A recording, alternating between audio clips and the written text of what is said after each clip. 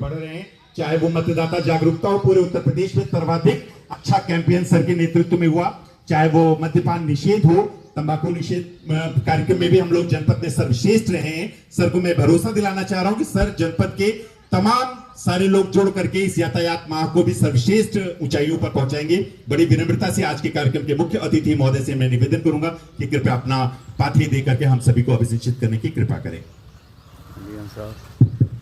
आज के इस यातायात माह के कार्यक्रम की शुरुआत में उपस्थित हमारे साथी पुलिस अधीक्षक महोदय, अपर पुलिस अधीक्षक महोदय, ARTO मैडम, सभी अन्य साथी अधिकारीगण और मीडिया बंधु, देखिए हमेशा हम लोगों को इस तरह के एक अभियान की आवश्यकता पड़ती है। मैं अक्सर समझ नहीं पाता हूँ कि इसकी आवश्यकता क्यों पड़नी चाहिए।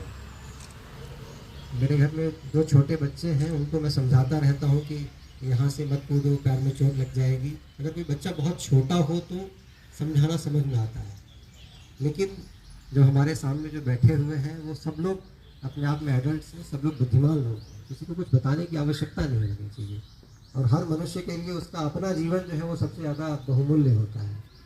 तो ऐसी स्थिति में किसी को ये बताना कि अपने जीवन की रक्षा खुद कर लो, ये लॉजिक के परे है। लेकिन फिर भी बार बार इस तरह के अभियान की हम लोग को आयोजन करने की आवश्यकता पड़ती है। यहाँ पे सभी ऑटो चालक प्रस्तुत हैं। मैं देख रहा हूँ कुछ टाइम पहले एक एक्सीडेंट हुआ था जिसमें एक ऑटो ई-रिक्शा जो है वो हाईवे पे जा रही थी, उसके साथ में एक्सीडेंट हुआ था और कई लोगों की मृत्यु हुई। ये मतलब ये बेसिक बात है, जो ऑटो चालक थे उनकी भी मृत्यु हो गई। कहने की बात सिंपल है कि क्यों, अगर ऑटो रिक्शा हमारा है तो उसके सेफ्टी फीचर्स ऐसे नहीं है कि हम इसको हाईवे पे ले जाएं।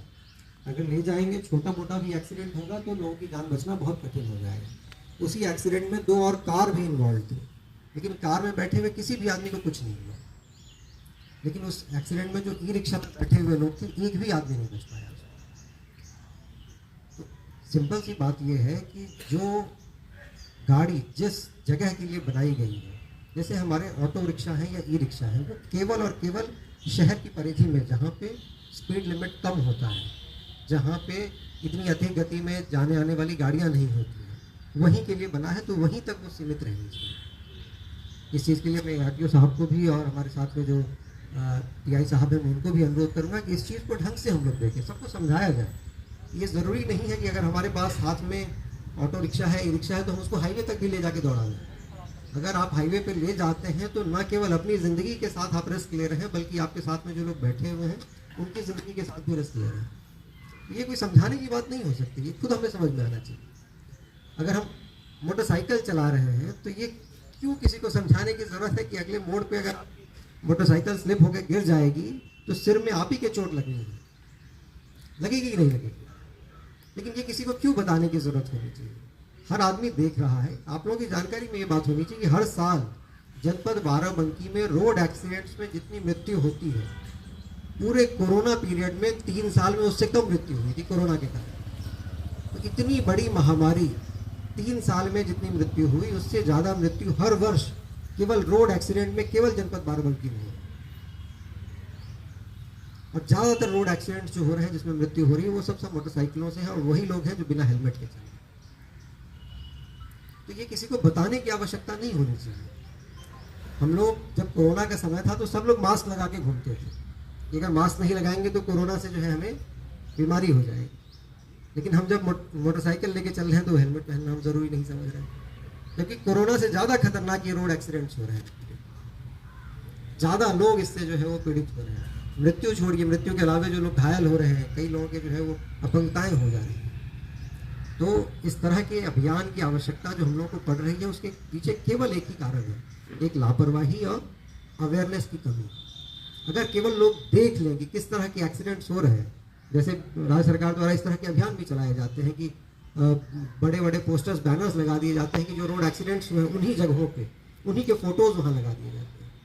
लोग जहाँ जहाँ लिखा रहता है कि ये दुर्घटना बाहुल्य हमारे स्थल है, तो दुर्घटना बाहुल्य स्थल अगर कहा गया है तो ये केवल कहानी नहीं है।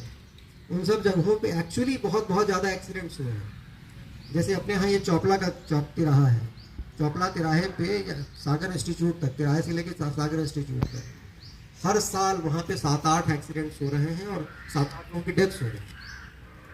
तो वहाँ पे अगर बोर्ड लगाया जा रहा है तो इसका मतलब ये नहीं कि कोई ये कहानी है, एक्चुअली वहाँ पे हो रहा है।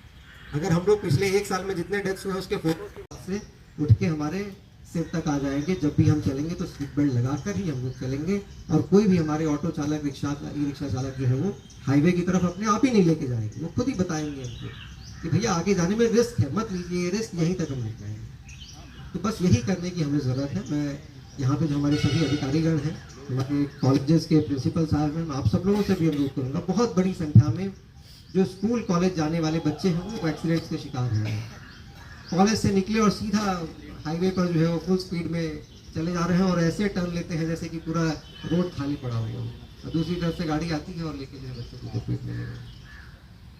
ज़्यादातर टी पॉइंट्स जहाँ जहाँ हाईवे पे कोई दूसरी सड़क आके जुड़ रही है, उस सभी जगहों पे पूरे जनपद में 1, 2, 3, 4, 5 एक्सीडेंट जो है वो हर साल हो रहे हैं। टी पॉइंट्स पे हमें ध्यान देने की बहुत ज़रूरत है, जहाँ जहाँ हाईवेज के साथ सड़कें जुड़ रही हैं, और इन सब चीज़ों को हमें कॉलेज में, स्कूल में बच्चों को भी बताने की उतनी ही आवश्यकता है। तो आज के इस कार्यक्रम के माध्यम से जो हम लोग एक जागरूकता का अभियान चला रहे हैं, मैं आशा करूँगा कि जो हमारी पूरे प्रशासन की टीम है वो सभी लोगों तक पूरी गंभीरता के साथ इस बात को जरूर पहुँचाएंगे। ये सड़क सुरक्षा नहीं है, ये मनुष्यों की सुरक्षा है जो उन गाड़ियों पर बैठे हैं। ये सड़क की कोई सुरक्षा की आवश्यकता नहीं है। जो लोग गाड़ियों में चल रहे हैं, जो मोटरसाइकिलों पर बैठे हैं, उनकी सुरक्षा की आवश्यकता है, और उनकी सुरक्षा के लिए अभियान चलाया जा रहा है। वो स्वयं जो है अपनी सुरक्षा के लिए अपनी व्यवस्थाएं करें, और हम लोगों का जो सहयोग है, इन्फोर्समेंट की जरूरत ही नहीं पड़नी चाहिए कि हम किसी को ये कहते हैं कि तुम सुबह खाना खा लो। अरे खाना खाना उसके लिए ज़रूरी है, खाना खाएगा तभी वो जीवित रहेगा। वैसे ही हमें किसी को ये कहने की ज़रूरत नहीं होनी चाहिए कि भैया हेलमेट पहन लो, हेलमेट पहनेगा तभी वो सुरक्षित रहेगा और जीवित रहेगा। तो इस अभियान को केवल हमें लोगों तक इस बात को सही प्रकार से पहुंचाने की आवश्यकता है। अगर हम सब लोगों से कॉलेजेस में, स्कूल्स में, अलग अलग फोरम्स में बात करेंगे तो ज़रूर ये हमारा अभियान बहुत बहुत सफल रहेगा। आप सब लोगों को, अपनी पूरी टीम को इस पूरे यातायात माह में अच्छे तरीके से जो गतिविधियाँ हों वो संचालित हों, उसके लिए मैं शुभकामनाएँ दूंगा। और फिर से मैं हमारे ऑटो चालक यहाँ पे आए हुए, मैं उन सबसे कहूँगा कि जो नियम है उसका ज़रूर पालन करें। एक बार की छोटी गलती ज़िंदगी भर के लिए हमें परेशानी दे जाती है, तो ये छोटी गलती भी हमें नहीं करनी है, ये हमें इंश्योर कराना है। आप सब लोगों ने मुझे आज के कार्यक्रम में आमंत्रित किया, इसलिए मैं बहुत बहुत धन्यवाद दूंगा आप सब लोगों को। जय हिंद, जय भारत।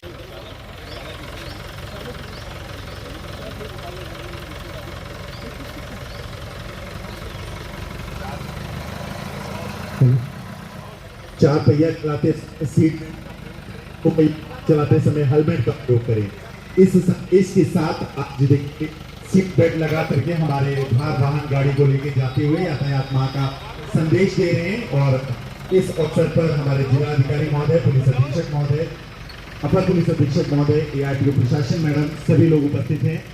और सभी हम सरकारी गाड़ियां हैं चाहे प्राइवेट गाड़ियां हैं, सभी के लिए निर्देश है कि हमारे 4 पहिया गाड़ी चलाते समय सीट बेल्ट का प्रयोग अवश्य करें। 2 पहिया वाहन चलाते समय सीट हेलमेट प्रयोग करें। और जब भी कभी ट्रैफिक इंस्पेक्टर साहब मिलते हैं तो आदमी सरल सा सुझाव देते हैं, सर जरा दूर के लिए आए थे, तो इसलिए हम लोग ने एक नारा भी बनाया, कितनी भी कम हो दूरी, हेलमेट लगाना बहुत जरूरी। घर से निकलते ही हेलमेट आपकी गाड़ी में होना चाहिए, आपके पास होना चाहिए। और देखिए 112 उत्तर प्रदेश पुलिस की गाड़ी के चालक हर सीट बेल्ट लगा के चल रहे हैं।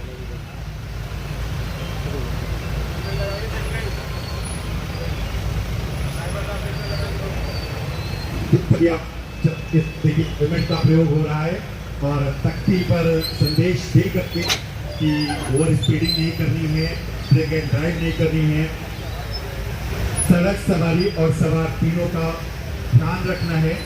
और हमारी महिला पुलिस कर्मचारी लोग आगे निकल रहे, फिर यातायात विभाग के, फिर हमारे तमाम पुलिस विभाग के सभी वाहनों पर हेलमेट सहित हमारा मैसेज जा रहा है।